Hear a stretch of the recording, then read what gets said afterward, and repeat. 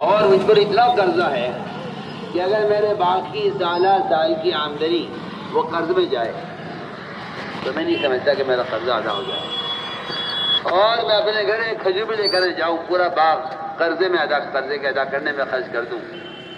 آپ نے فرمایا تم نے پھل توڑ لیا، باغ کافی دیا، بھائی چلو میرے ڈھیر لگا ہوا تھا کھجوروں کی قسموں کا الگ الگ، تو میں اعلان کر دو لوگوں میں جس کا جو ہے تمہارے ذمہ جس کا بھی جو حق ہے وہ آ جائے اور اپنا اپنا حق لے جائے۔ لوگ جمع ہو گئے اور اس کے آگے کھجوریں بھر بھر کر لے گئے، سارا قرضہ ادا ہو گیا۔ ایک کھجور کی کوئی جگہ خالی نظر نہیں آتی تھی کہ یہاں سے کوئی کھجور اٹھائی گئی ہے۔ وہ کہتے ہیں میرے کھجوروں کے ڈھیر سب اسی طرح بھرے ہوئے اور کامل رہے، کسی میں سے ایک کھجور کم نہیں ہوئی۔ حضور اکرم صلی اللہ علیہ وسلم نے اس طرح صحابہ کرام کو کے گمان کو اللہ کی ذات کے ساتھ ٹھیک کیا تھا کہ اللہ کی ذات عالی سے فائدے اٹھانے کے لیے یہ تو اسباب تو بہت تنگ برتن ہیں، سبب سے گمان کرنا ہے تو اللہ کے غیر سے گمان کرنا ہے، اور اللہ کی ذات سے گمان کر لیں کہ وہ تو اسباب بہت تنگ ہوں گے، اور اللہ کی طرف سے جو مددیں ہوں گی وہ ان اسباب سے کہیں زیادہ بڑھ کر ہوں گی۔ ابو ہریرہ فرماتے ہیں رضی اللہ تعالیٰ عنہ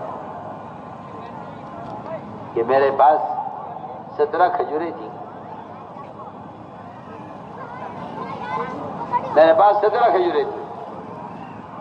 فرمایا ابو ہریرہ انہیں تھیلے میں ڈال لے، اور جب بھی کی ضرورت ہوا کرے اس تھیلے میں سے نکال لیا کر۔ کہتے کہ میں نے اس تھیلے کو رکھا اٹھا کر، میں اس تھیلے میں سے کھجوریں خود بھی کھاتا تھا، آنے والے مہمانوں کو بھی کھلایا کرتا تھا۔ کہتے میں نے اس تھیلے میں سے آپ کے زمانے میں کھجوریں کھائی، آپ کی وفات ہو گئی، اس کے زمانے میں کھجوریں کھائی، ان کی وفات ہو گئی، حضرت عمر کے زمانے میں کھجوریں کھائی، ان کی وفات ہو گئی۔ کہہ رہے میں نے حضرت عثمان کے زمانے میں بھی اس میں سے کھجوریں کھائیں، اس میں کھجور ڈالی نہیں جاتی تھی، اس میں سے نکالی جاتی تھی۔ وہ کہتے ہیں میں نے 17 کھجوروں میں سے 1050 من کھجوریں کھائی ہیں۔ بتائیے کون سا کھیت ہوگا، کون سا باغ ہوگا جو 1050 من کھجوروں کو لیتا ہو۔ انہوں نے 17 کھجوروں میں سے 1050 من کھجوریں کھائی ہیں۔ 1050 نکال کے کھاتے تھے، کھلاتے تھے لوگوں کو۔ یہ واقعات اس زمانے کا مسلمان سنتا ہے، یہ واقعات اس زمانے کا مسلمان سنتا ہے تو یہ کہہ کر انکار کر دیتا ہے کہ یہ تو صحابہ کے قصے ہیں، یہ تو ان کے ساتھ ہو سکتا ہے، ہمارے ساتھ کہاں ہو سکتا ہے۔ بس میں کہتا ہوں اللہ کے ساتھ بدگمان ہونے کے اتنا کافی ہے،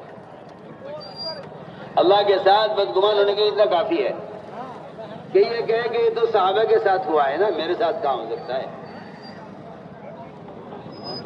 جبکہ اللہ تعالیٰ کی طرف سے یہ اعلان عام ہے، یہ گمان ٹھیک کرے گا، میں اس کے ساتھ اس کے گمان کے مطابق کروں گا۔ میرے دوستوں کی بات یہ ہے، بیان چل رہا، ریکارڈنگ ہو رہا ہوں۔